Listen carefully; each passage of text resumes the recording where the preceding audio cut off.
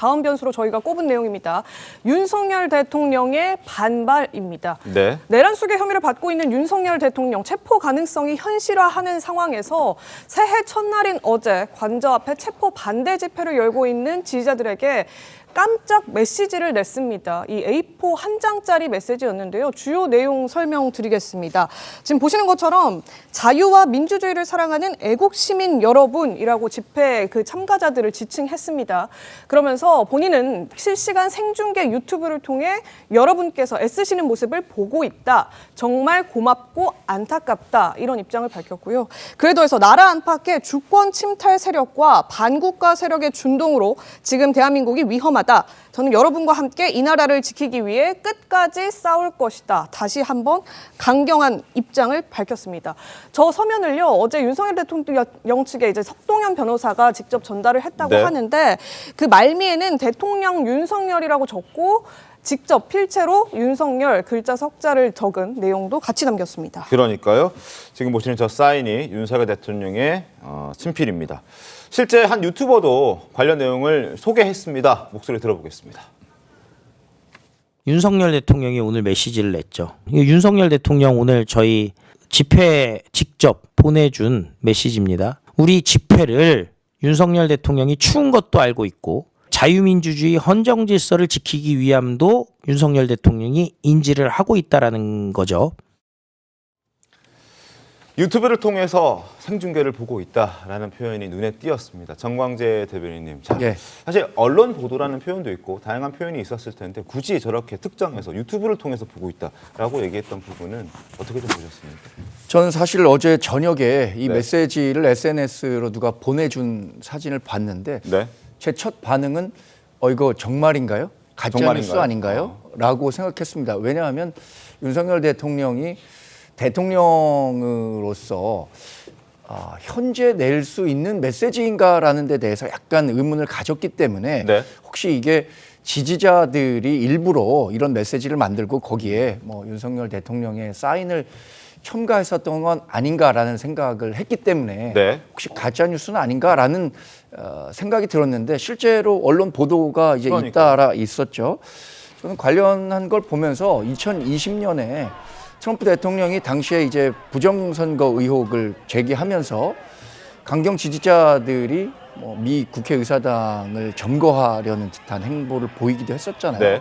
그때 트위터를 통해서 트럼프 당시 대통령이 여러 메시지들을 내기도 했었는데 혹시 그런 식으로 우리 그 국민들께 비춰지는 건 아닌가라는 걱정이 들어서 전체 메시지 맥락이 조금 걱정됐습니다. 네. 다만 대통령이 본인을 지지하는 분들에 대해서 원론적인 메시지는 낼 수는 있다고 생각합니다. 그러나 그게 지금 앵커께서 지적하신 것처럼 거기에 있는 분들에게 이렇게 핀셋으로 찍어서 격려하는 듯한 메시지를 낸 것은 그래도 대통령 지위가 아직 유지를 하고 계신 거잖아요. 맞습니다.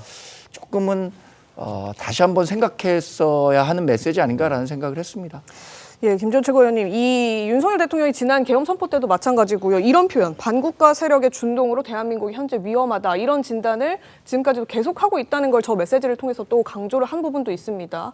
왜 이런 판단 계속하고 있다고 보시는 겁니까? 뭐 그런 판단보다도 대통령 입장에서는 자신에 대한 강력한 지지 세력에 대해서 좀 지원을 요청하고 한편으로 그분들은 노고를 위로하는 측면이죠. 근데 과거 그 박근혜 전 대통령 시절에 탄핵을 헤쳐가는 과정에서 보수 진영이 대분열함으로써 사실 제대로 대응도 못하고 무너진 그 전례가 있거든요. 그리고 그 이후에 벌어진 조기 대선에서도 사실 제대로 후보도 못 내는 것 아닌가라는 걱정을 할 정도의 그런 과정을 거친 적이 있어요. 그러니까 지금 윤 대통령의 입장에서는 이 보수가 분열하지 않도록 자신의 지지 세력에 대해서도 메시지를 보내고 또 전체적으로 보수 진영이 좀 단일 대우를 형성해 줬으면 하는 바람도 분명히 있을 거라고 봅니다. 그리고 그것이 지금 당 지지율이라든가 또는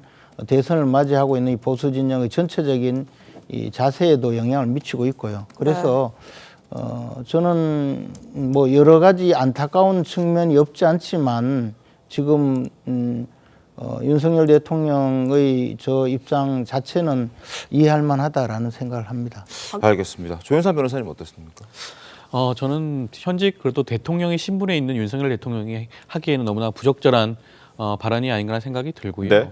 체포영장 발부를 아마 이렇게까지 예상하지 못했던 것 같습니다. 체포영장 문구를 살펴보게 되면 지금 형소법 일부 110조와 111조의 규정을 예외 규정을 적용한다라는 문구까지 나와 있지 않겠습니까?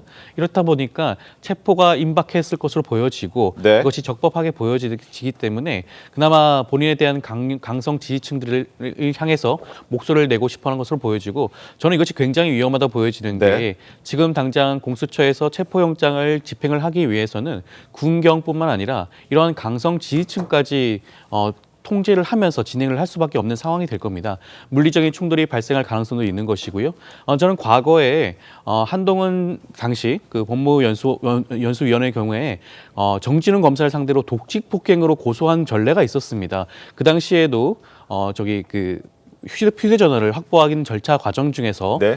폭행을 가했다라고 해서 독직 폭행으로 고소를 했고 과거 대법원 입장에 대법원까지 가서 결국에 무죄가 나온 사례가 있죠. 저는 이번에도 아마 그런 전략을 구사할 가능성이 있다. 어떠한 물리적 충돌, 적법한 절차를 통하지 않고 한다고 한다면 윤석열 대통령 입장에서는 그런 식으로 역공을 할 가능성이 있기 때문에 그 부분도 주의해서 집행 절차에 당부를 해야 되지 않을까 생각이 듭니다. 알겠습니다.